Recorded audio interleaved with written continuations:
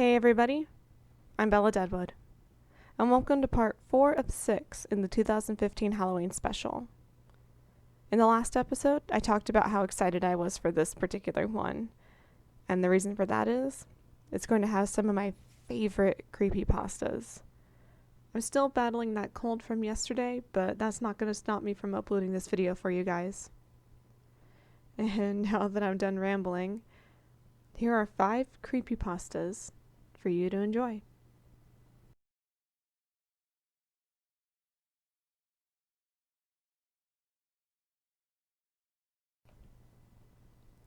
I was in my bedroom, doing the typical at-home teenager thing, staying up late, digging around the depths of the internet, and generally not paying attention to anything other than what was on my monitor. It was the early morning, around 2 o'clock, and everyone in my house is asleep but me. The room was nice and warm despite it being the dead of winter, since we had the windows replaced last week. We'd been losing heat, especially in my bedroom, through some old storm windows. But the bitter cold was now kept outside.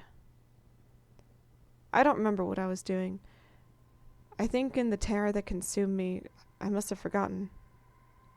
I heard a noise at my window. Not the sound of a bug flying into it, or the shrubs brushing against it.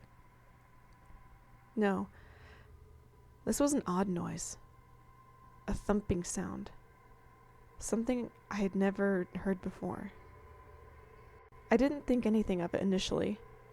Whether that was because I genuinely believed it was nothing, or because I didn't want to find out what it was, I can't say. But I sat there for a moment and just listened to it. It was distinctly rhythmic. Thump, thump, thump. It only lasted 15 seconds or so. Then it stopped.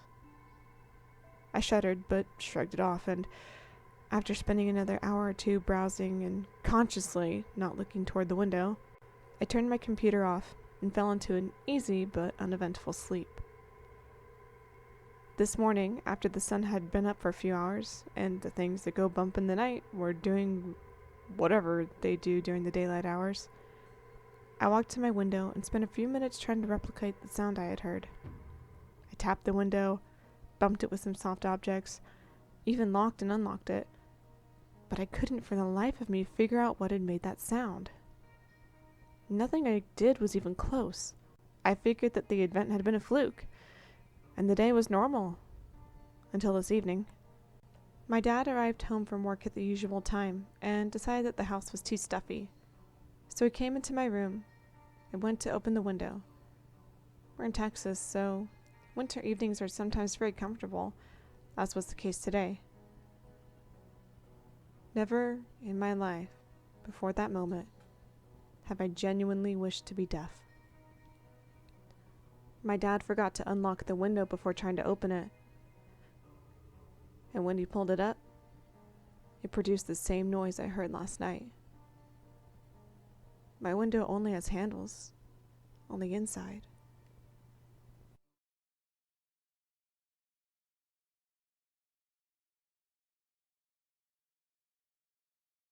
The following is a set of brief instructions on how to play the Dead Poets game.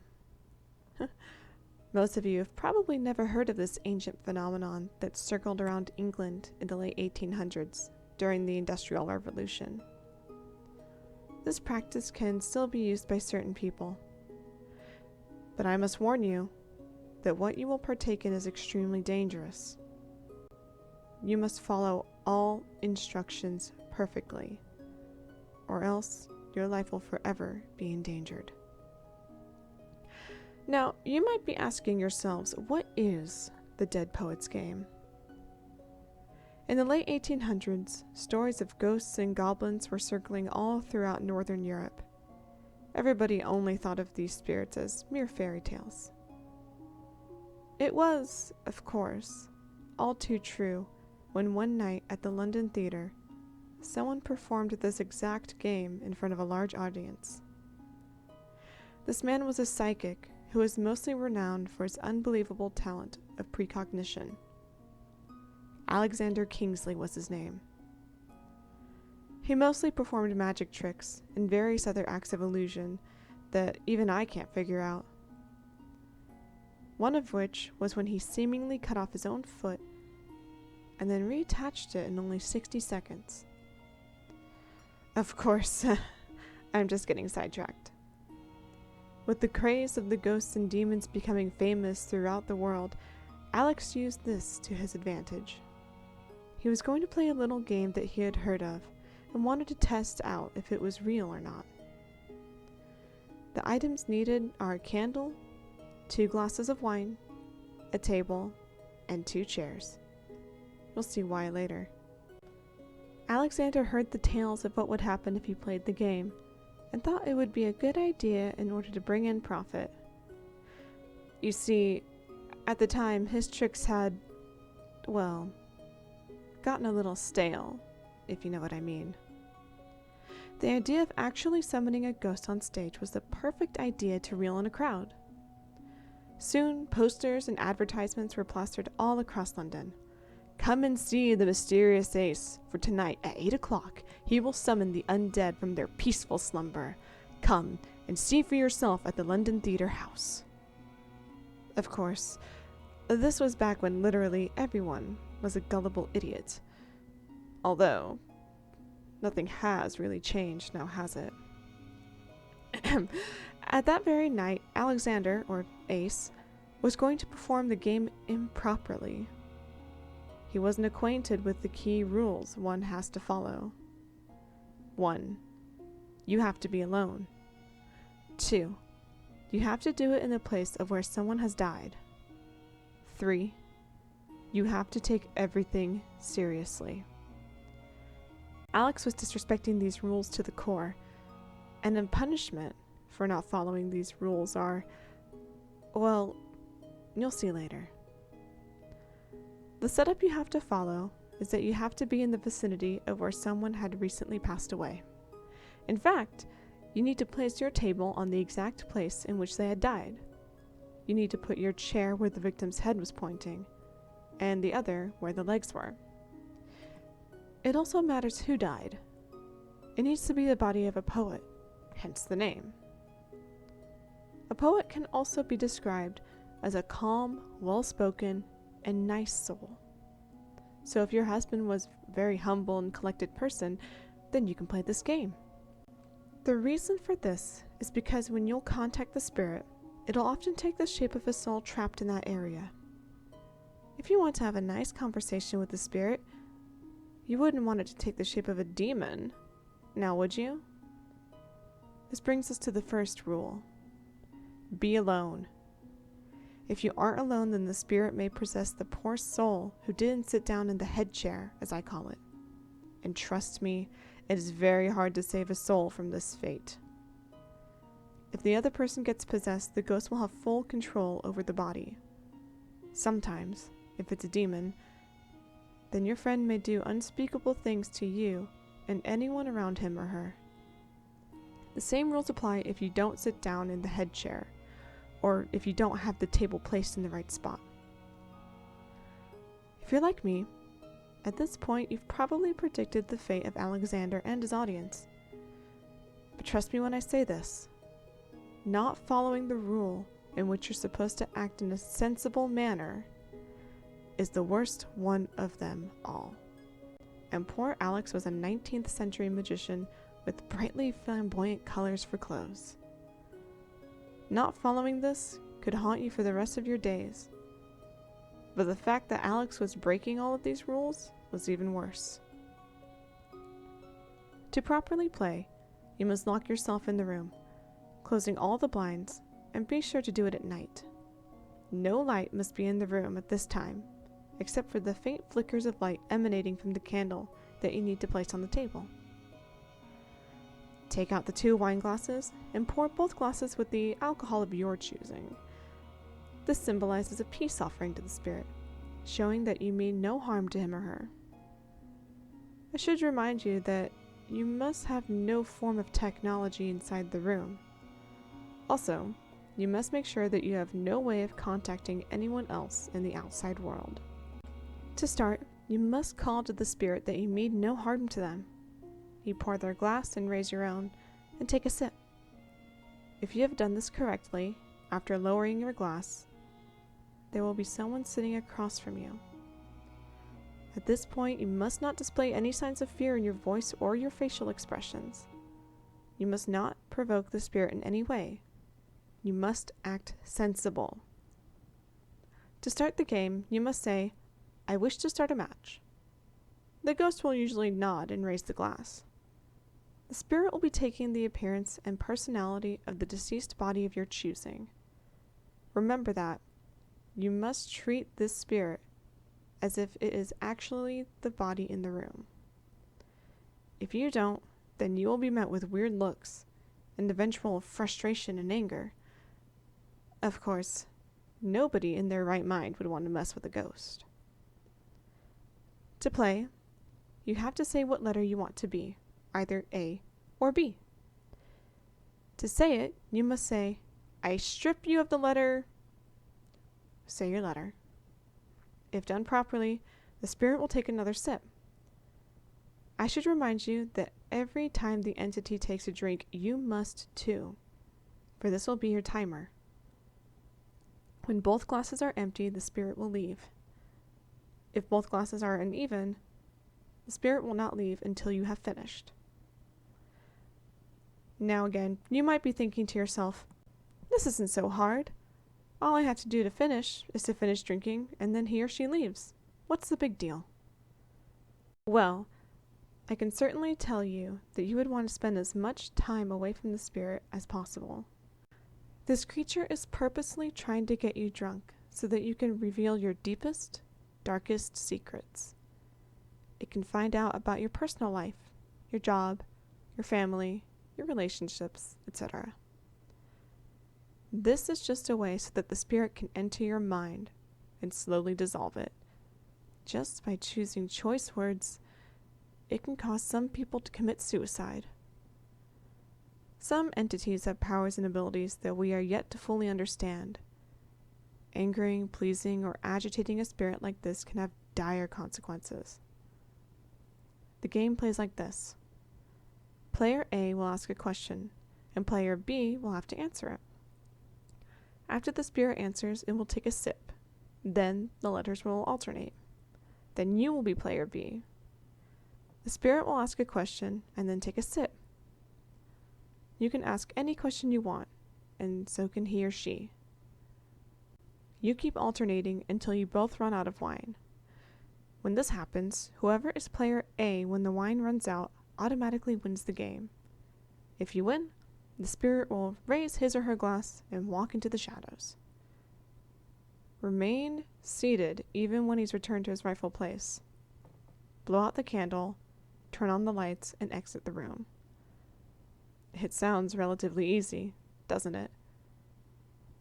Of course, what happens when you lose is a whole nother story.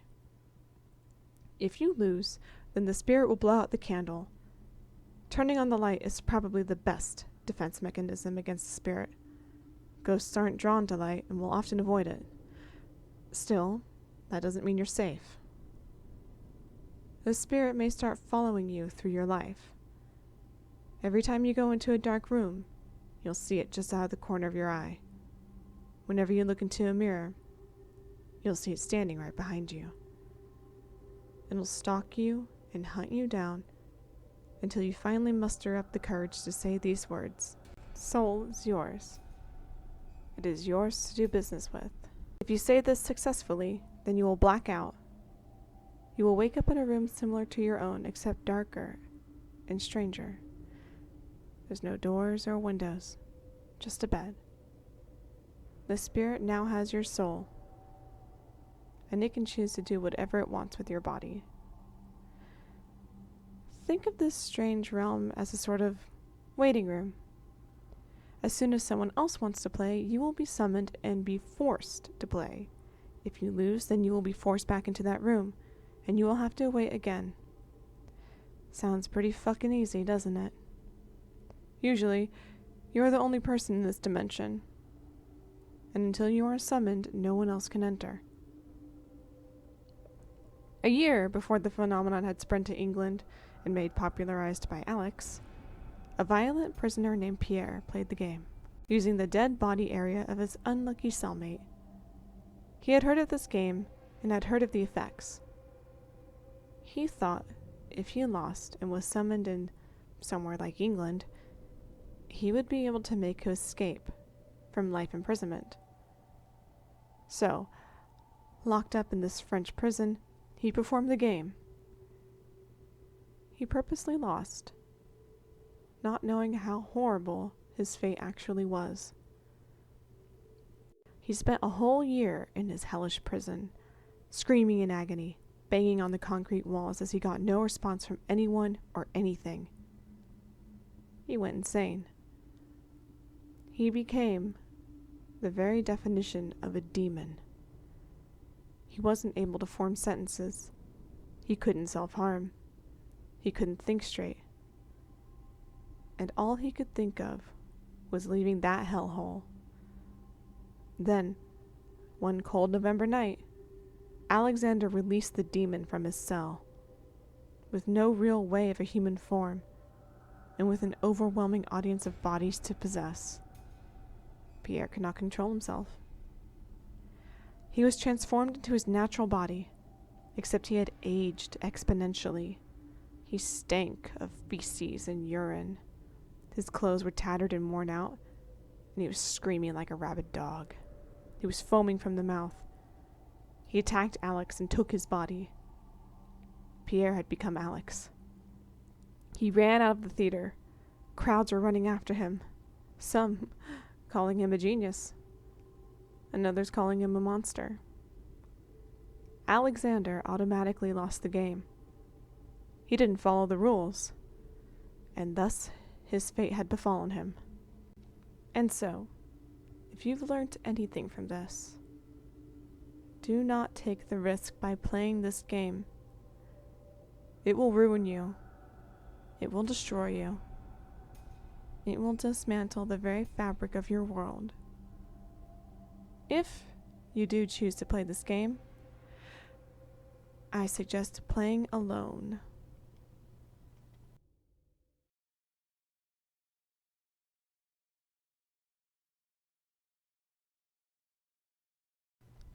Her son.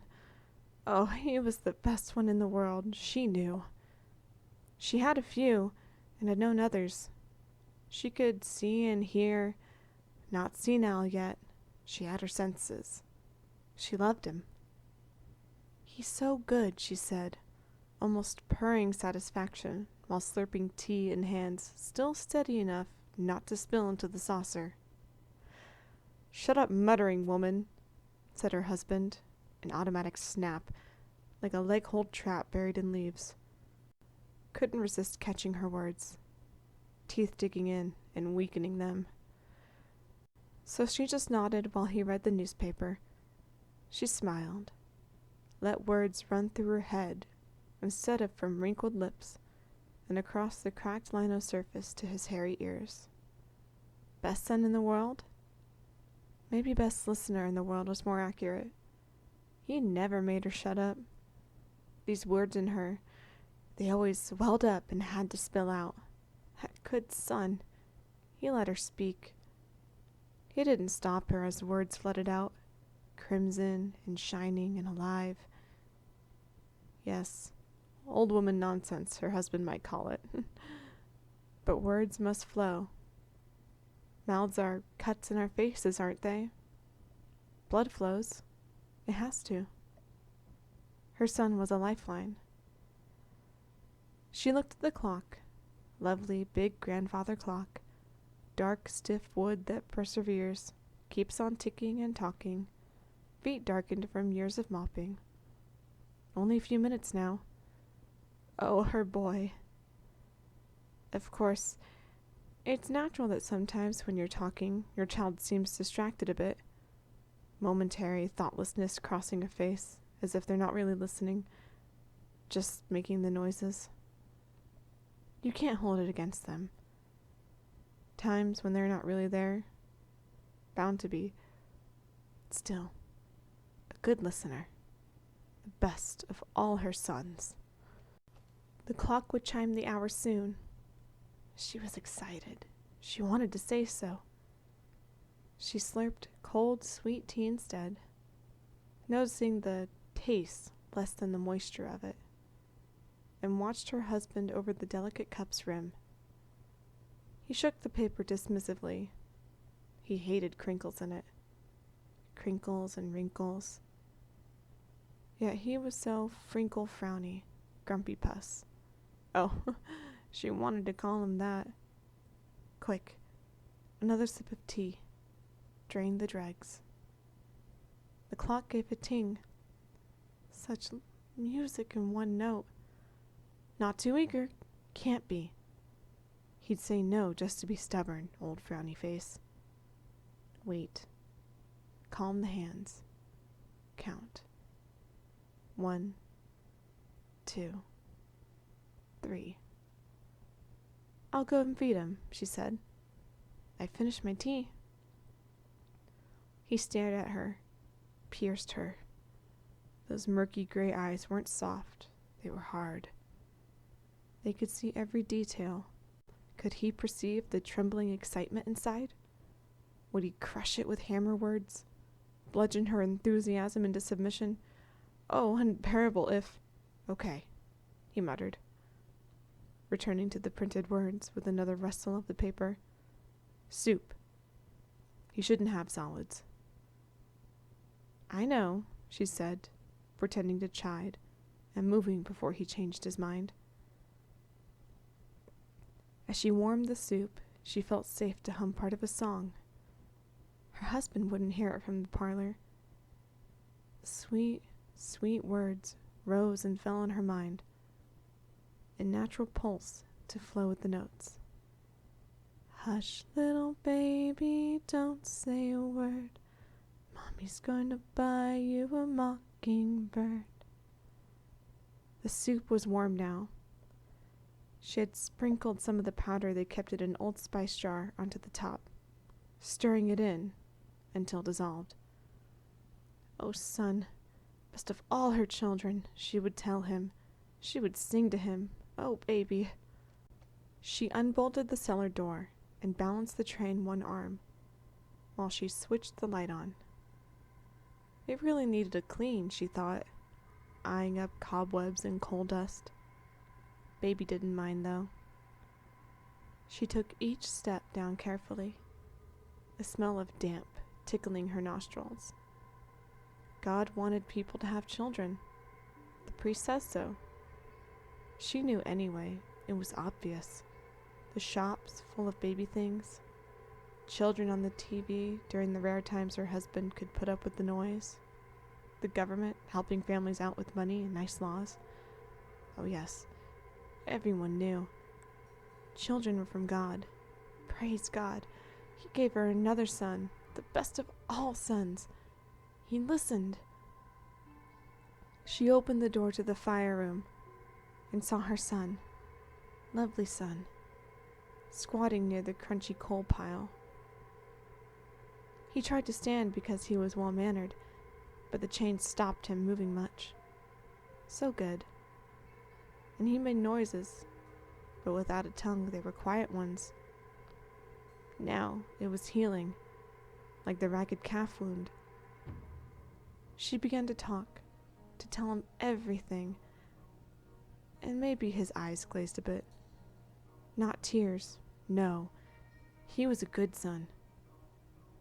He would last longer than the others. And she wiped dried blood from around his mouth and wondered if she should shave him and cut his matted hair again.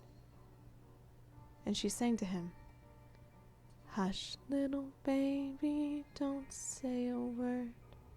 And she would spoon him soup. Oh, her son, the best of all her children so far.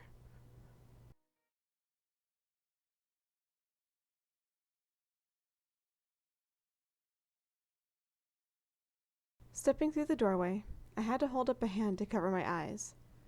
The sun was incredibly bright, and there wasn't a single cloud in the sky. This had given me the sad delusion that there would be some semblance of warmth to be had, but the bitter cold air shattered that happy thought. I wrapped my coat tighter around me, doing the top button up, which I always hated to do.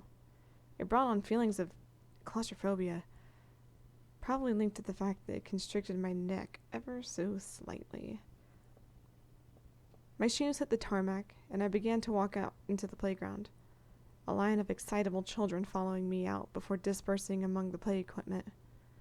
Some sat in small groups on the circular benches, loudly talking about political power within the class. A smile crept over my face. Who knew 11-year-olds could discuss things in a way to make them sound like teenagers? Other classes were emerging now, and a few more teachers to help keep watch. Jenny caught my eye and smiled, and I gave a small nod in reply. Soon, the playground was swarmed with children, running around, playing games, excitedly discussing television shows and which video games they were playing. Plenty felt the need to come and share this information with me, and I went along with this, laughing and smiling. Although they could be the cause of a few accidents, the playground in a primary school often felt like the happiest place to be. I was content, but obviously alert to any potential dangers. It was then that I noticed her. There was a small girl, younger than the age I taught, maybe 6 or 7 years old from her build. She was slumped in a corner next to the fence, hugging her knees to her chest. She wasn't wearing a coat, nor was she wearing the school jumper with our logo emblazoned on the front of the chest. She was sitting on the concrete, huddled in shadow, her dark hair cascading over her face as she looked down. She must have been freezing. I assumed she'd had some sort of argument with a friend and was away from the others, either sulking or genuinely upset. Either way, I had to console her and to send her back inside to get her coat. I walked over and squatted down next to her, getting to the same level to her to make sure she didn't feel all threatened. "Hey there, are you okay?" She shook her head, shaking some hair loose from her shoulders so that it covered even more of her face. "What happened?" Silence. It was at this point that I began feeling uncomfortable. I had no idea why. I'd had conversations just like these a dozen other times. Some children felt like talking, some needed consoling, some just needed space, and we gave them that. They usually spoke when they were ready. This situation, though, something about it had me on edge to the point I could actually feel the adrenaline kick of a fight or flight response. "Aren't you cold?" Another shaking of the head. Then a meek voice came forth from the mass of hair. "I never get cold." Some of us never grew out of that bravado, but children almost always responded like that. They were never too cold or tired or anything else that could be perceived as weakness. At least, not when asked. "Well, I think we need to get you inside to get your coat, or at least your jumper." "No!" The voice was no longer meek, it was commanding, and that head shifted slightly so it was raised more towards me, revealing her face to me. I tried my best not to, but I recoiled slightly. In this light, the shadow of the fence, her eyes appeared entirely black. No iris, no sclera, just pure black ovals, reflecting my own face. She sighed gently, and her eyes closed again. "I want to play." "Well," I began, slowing my breathing and keeping the momentary fear out of my voice, "you can play after we get your jumper." "Will you play with me?" "Sure." She tilted her head back now, the hair falling away as her eyes snapped open suddenly. Again, those eyes, the pure black pools reflecting my own concerned face. "We have to play. You have to play with me." I stood up and took a few steps back. She was shaking now, but it didn't seem like shivering. There was no fear and nothing about her that suggested she was cold. She literally looked like she was shaking in anger. Her blank, expressionless face had contorted into one of anger, her eyes narrowing and her lips pulling back until her teeth were bared. I stumbled back a few more steps and then had frozen. I felt simultaneously terrified and embarrassed. I was a senior teacher in a playground full of children and other staff and was retreating in horror from one infant. I opened my mouth to speak, and then the bell went, the ringing which symbolized the end of playtime. The anger vanished from her face, and her eyes closed again as children rushed around me, between us, none of them stopping to look at her as she rose from the ground.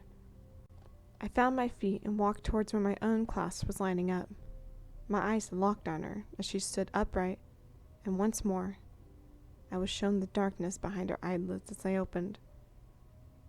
Her lips pulled up into a smile that chilled me more than anything I had encountered in my teaching career, and then, lost in the throng of running children, I lost sight of her. Once she was out of sight, it was easy to dismiss what I had seen as just a trick of the light, my own senses tricked, causing me to become afraid, which, in turn, caused my senses to let me down again. I never saw that girl again, never noticed her so I could confirm or disprove what I had seen, and I moved schools not long after that, transferring somewhere closer to home. I had begun to put it out of my mind, dismiss it entirely. Then I stumbled upon a newspaper article, one which spoke of a black-eyed girl who had been frequently seen in Staffordshire. Looking into it, I found hundreds of accounts of those who had witnessed the black-eyed children, all describing the same sense of fear, dread, and foreboding which accompanied them, and the anger the children displayed when it was discovered that they were anything but normal.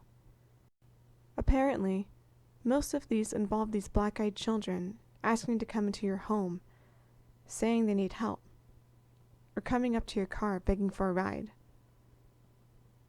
I have no idea what happens if you allow them in, and the teacher in me would find it very difficult to turn them away. All I can say is, look them in the eye before saying yes.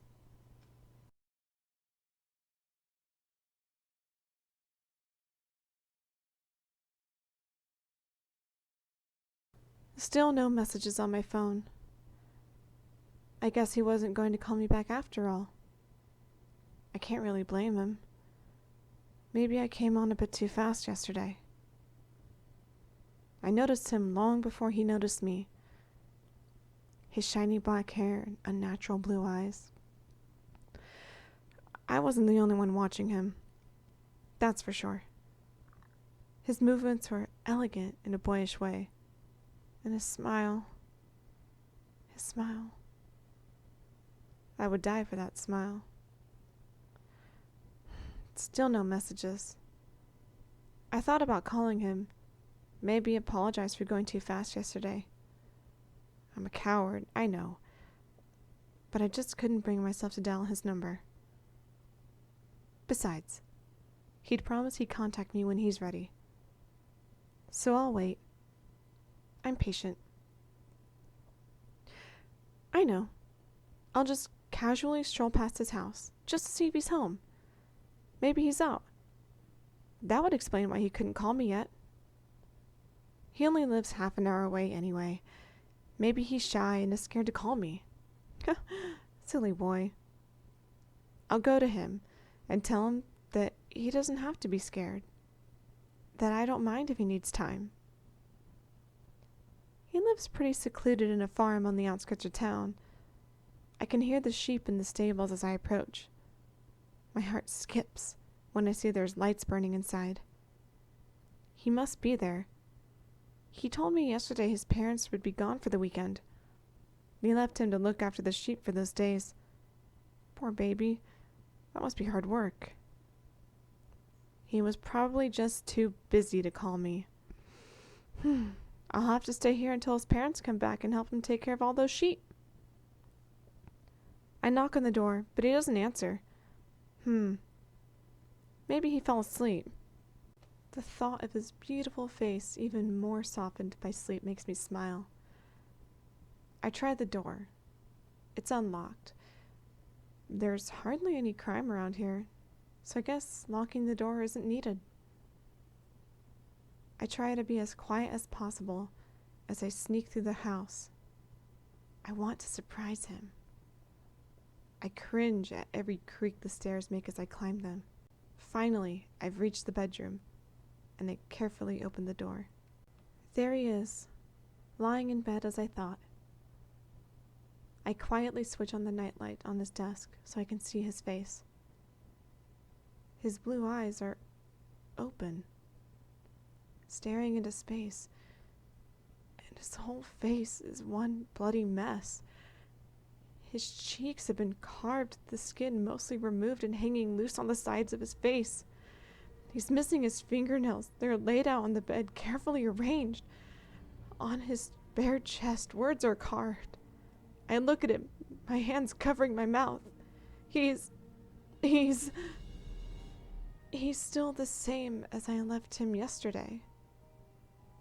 He must have been so tired that he slept all day. How cute. I softly kiss his forehead, making sure I don't wake him.